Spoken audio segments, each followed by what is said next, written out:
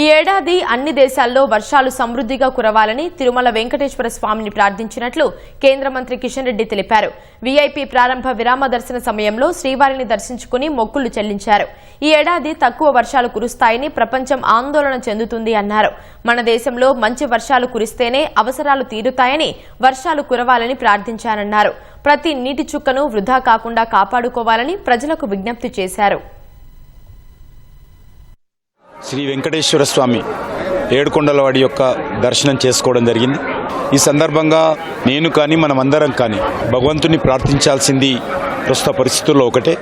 ప్రకృతి కారణంగా ఈ సంవత్సరము చాలా తక్కువ వర్షాలు వస్తాయని ప్రపంచమంతా కూడా ఆందోళన చెందుతూ ఉంది.